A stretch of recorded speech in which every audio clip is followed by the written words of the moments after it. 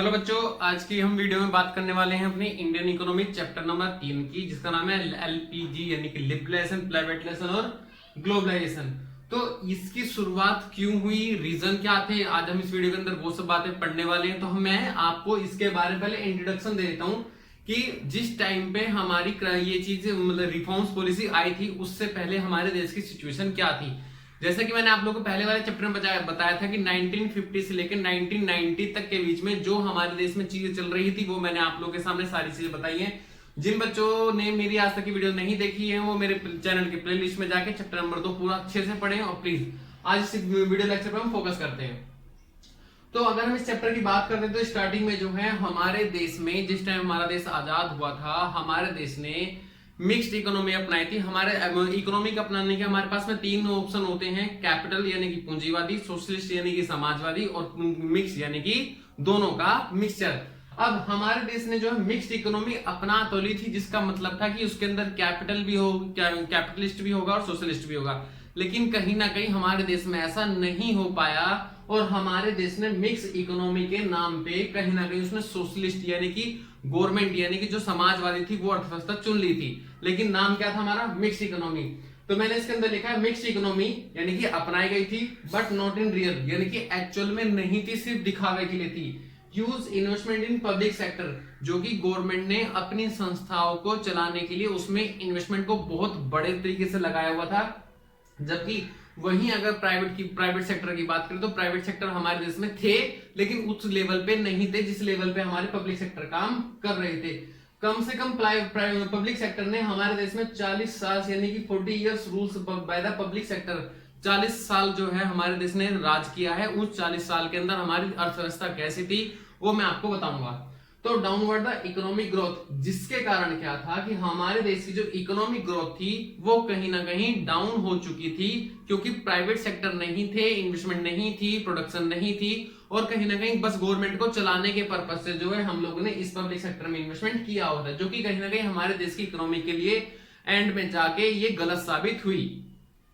अब हमारे सामने जो रीजन आ गए वो आ गए कि हमें अपनी पॉलिसीज को कुछ चेंज करना होगा। तो चेंज करने के लिए हमारे देश में रिफॉर्म्स पॉलिसीज आई थी, जो कि 1991 में आई थी। तो ये रिफॉर्म्स पॉलिसी आने के रीजन क्या थे, वो रीजन आज आप लोगों के सामने मैं बता रहा हूं। सबसे पहला था कि poor performance of the public sector. जो पब्लिक सेक्टर हमारे देश में 40 साल तक राज किया था, उसी पब्लिक सेक्टर ने एंड में आके जो है बिल्कुल भी अपना जो परफॉर्मेंस था वो बरकरार नहीं रख पाई थी, और डे बाय डे वो रिड्यूस होती चली गई थी। Deficit in the balance of payment, balance of payment के लिए भी मैंने आप लोगों के लिए अलग से वीडियो बनाई हुई है, आप प्लीज मेरी प्लेलिस्ट पे जाइए। और बैलेंस ऑफ पेमेंट जो है मैक्रो इकोनॉमिक में आप लोगों को मिल जाएगा, और जो मैक्रो इकोनॉमी का पूरी फुल चैप्टर बुक है वो डिटेल बन चुकी है, बस आप लोगों को वहां पे जाके प्लेलिस्ट पे जाके देखने की जरूरत है। आगे deficit of balance of payment का मतलब था कि विदेशों में फॉरेन एक्सचेंज ज्यादा जा रहा था, जबकि वहां से पेमेंट रिसीव नहीं हो रही थी, क्योंकि एक्सपोर्ट नहीं होगा तो पेमेंट भी नहीं आएगी, जिसके कारण क्या था, हर साल हमारा deficit of balance of payment increase करता जा रहा था। Fall in the foreign exchange reserve, मैंने आपको बताया कि जब हम वहां से केवल इंपोर्ट की पॉलिसी हमने अपना ली थी, एक्सपोर्ट हम लोगों ने उस लेवल पे नहीं किया जिस लेवल पे हमें करना चाहिए था, जिसके कारण क्या था, हमें पेमेंट करनी पड़ी, और पेमेंट के कारण हमारा जो फॉरेन एक्सचेंज रिजर्व था वो कैसा होता चला गया, डे बाय डे डिक्रीज होता चला गया, जो कि किसी भी देश के लिए अच्छी बात नहीं है। ह्यूज बर्डन ऑफ डेट, अब मैंने देशों से उधार लेना भी स्टार्ट कर दिया। क्यों? क्योंकि जब देश की इनकम रिड्यूस होती चली जाएगी और देश को चलाने के लिए पैसों की जरूरत होती है, वो पैसा इंडिया से रिकवर नहीं हो पा रहा, तो इंडियन गवर्नमेंट ने विदेशों से पैसा उधार मांगना शुरू कर दिया था, जिसके कारण हम वो पैसा भी वापस नहीं कर पा रहे थे और हमारा डेब्ट जो वो इंक्रीज करता चला गया। ये सब रीजन जो है हमारी इकोनॉमिक फॉर्म्स को लाने के लिए बहुत थे। वहीं अगर बात करी जाए इनएफिशिएंट मैनेजमेंट की, मतलब हमारे देश में उस टाइम पे इतनी भी गरीबी आ गई थी कि अब देश को 14 दिन से ज्यादा चलाने की सरकार के पास पैसे नहीं थे। अगर 14 दिन के बाद में पैसे खत्म हो जाएंगे तो कहीं ना कहीं हमारा देश जो है वो डाउनवर्ड स्टार्ट हो जाता, और हमारे देश में 14 दिन के अलावा और पैसे बचे ही नहीं थे। यानी कि कुल मिला के जो है हमारा देश जो है हमारे देश को ही चलाने के लिए इनसफिशिएंट रिसोर्सेज में आ चुका था, जिसके लिए हमारे पास पैसे नहीं थे यार।